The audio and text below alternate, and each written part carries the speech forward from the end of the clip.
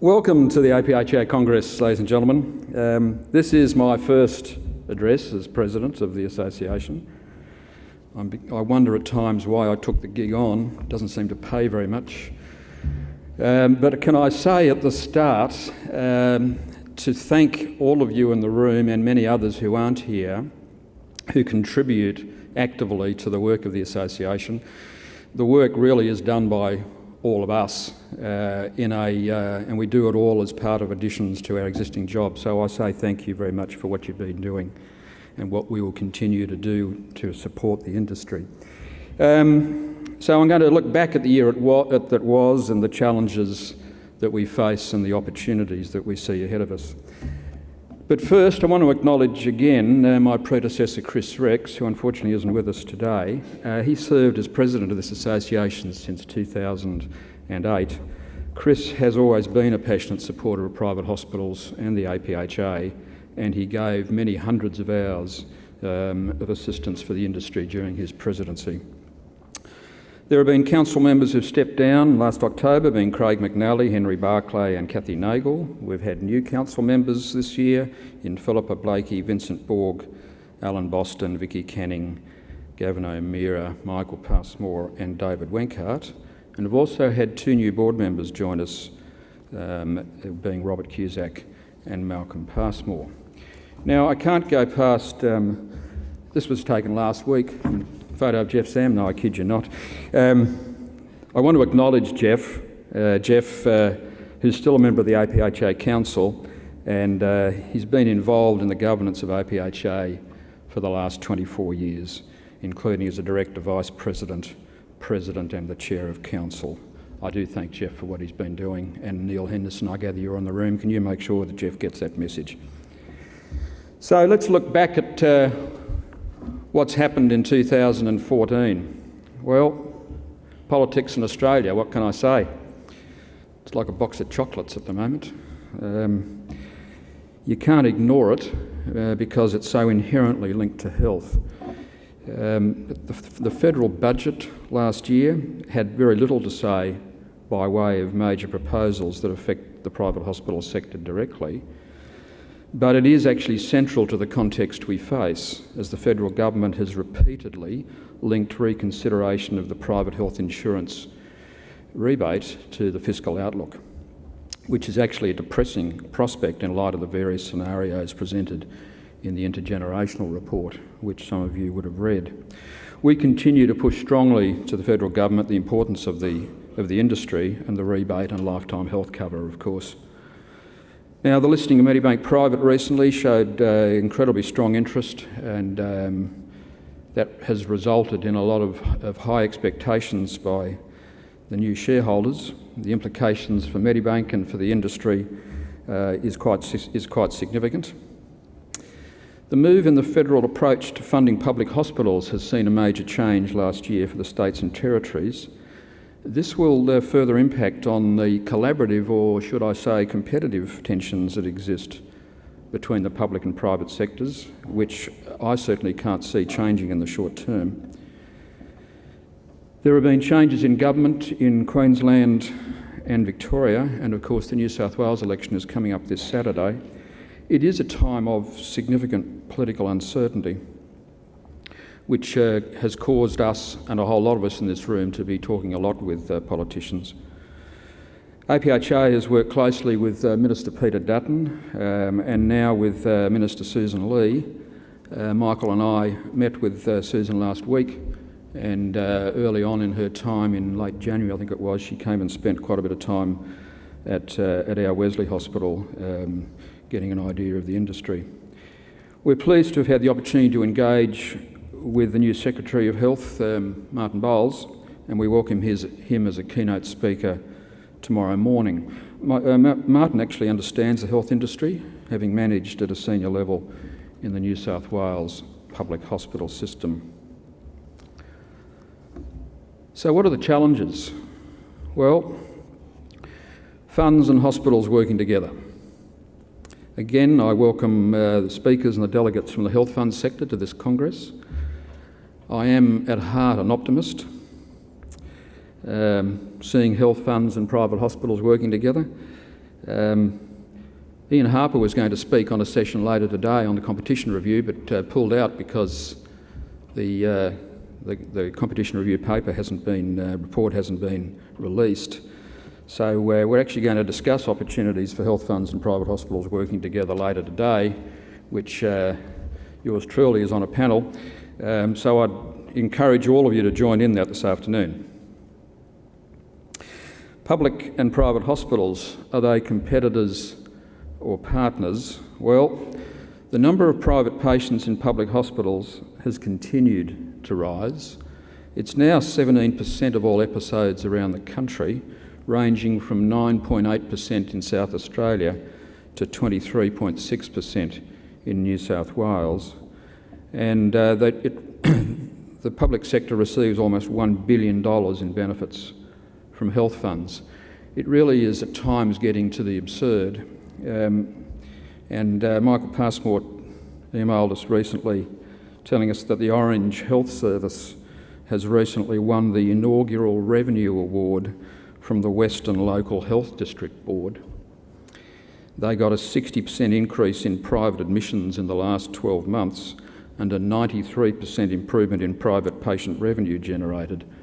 And all that, I might add, in an environment where rehab and palliative care beds have been closed by that organisation and public patients have been transferred to outlying hospitals.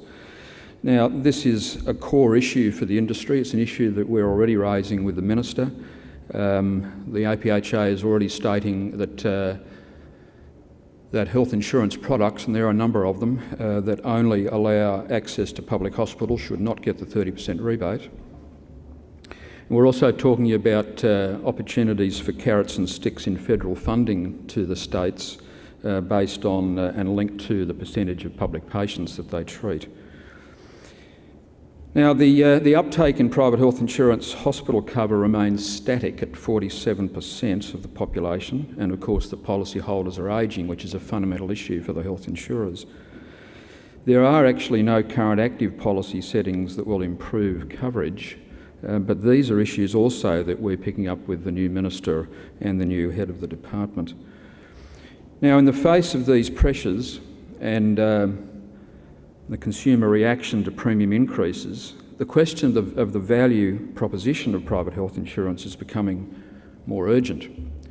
Today, only 47% of private hospital policies hold full cover, and in the September quarter last year, exclusionary policies spiked to 36% of hospital policies and have remained at that level since that time. Medical gaps are falling on average, but the variance is high, and really, is more expensive medical out-of-pockets necessarily better? I do question that, and that will be an issue of discussion later today here at the Congress. So what are some of the opportunities? Well, as I said, the Harper Review Commission last year has included a specific focus on the role of competition in delivering health and human services. APHA has been pleased to contribute to the consultation progress and to the consultation process, and we are awaiting the final report, which we would hope to have been released by today, but is certainly due any day. Now, once again, the ACCC, in their annual report to the Senate, will be focused on consumers. It's actually due in the second half of this calendar year, and APHA has made a submission to that organisation, talking about the implications of the competition between public and private hospitals and access to information, protection and choice, as well as price signals in the health sector. Public-private partnerships. Well, the private sector continues to express interest in these projects around the country, and obviously state politics plays a significant part in the progression of those opportunities. And the same applies for the future of contracting public patient services. It really does depend on the flavour of the state government at any point in time. Quality. Well, the Australian Commission on Safety and Quality in Healthcare will be undertaking a review of the national standards over the next 2 years. The review is being co-chaired by Michelle McKinnon, who's Director of Safety and Quality in South Australian Health, and by Christine G, who's a Commission board member, Chair of the Commission's Private Hospitals Committee, CEO of Toowong Private, and of course a board member of APHA. Now, this is an opportunity to focus on those criteria where there is clear evidence that they are actually improving quality. It's focusing on removing duplication of reporting and on refining terminology to ensure true apple-to-apple comparisons. The past year has seen the continuation of discussion and debate about the whole issue of quality indicators. Which ones should we focus on? Which provide valid benchmarking? Which ones should be published? Now, APHA is working closely with both the Commission and the National Health Performance Authority on these matters. And what does it actually take to produce reliable data?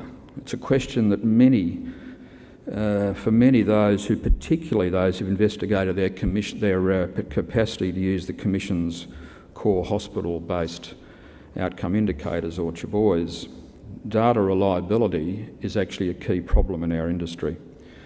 So what might this mean for the future of values-based purchasing? Well, these are topics for rich debate, which we look forward to discussing over the next couple of days.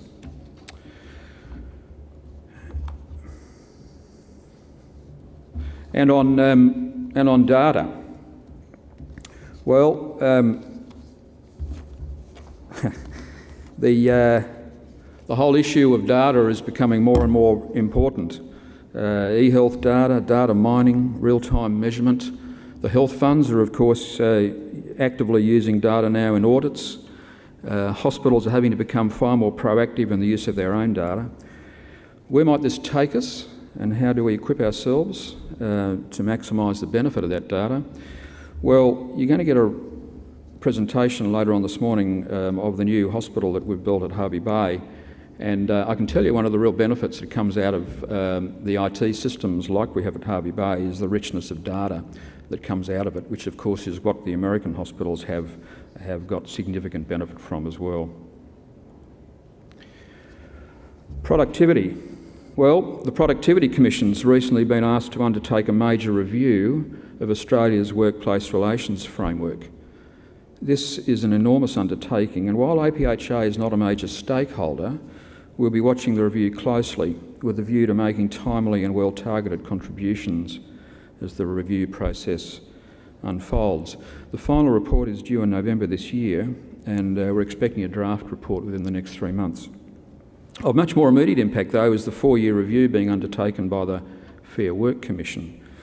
This review addresses a wide range of issues impacting on all modern awards.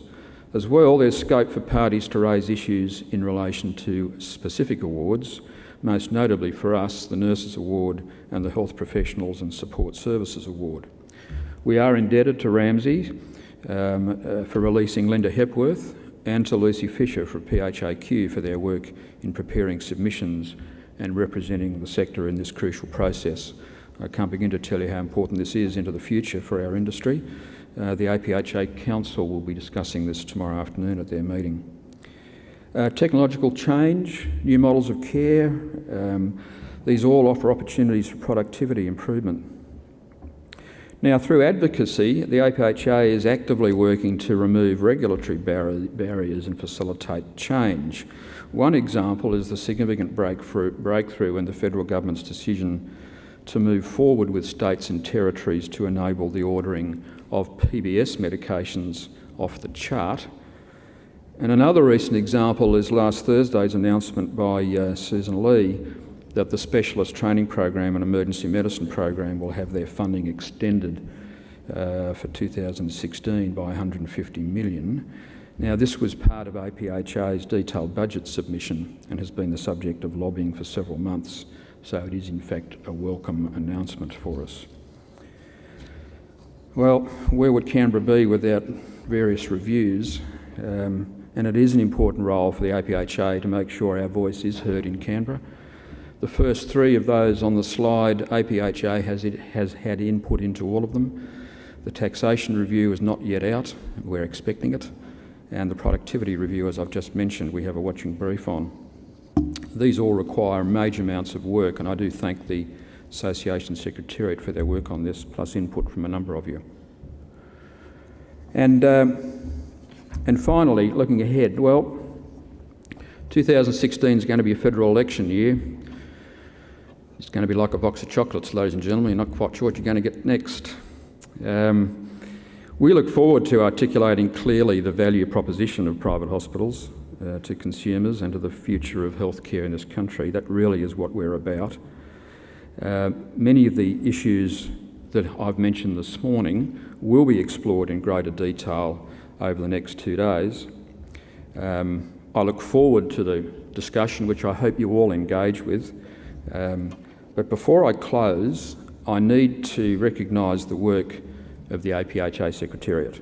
Michael, Lucy, Lisa and all of the team, these guys work really hard, and I see that directly all the time. They're very committed to our industry, and on behalf of all of you, I thank them for their work, and I welcome you all to the 34th National Congress. Thank you very much.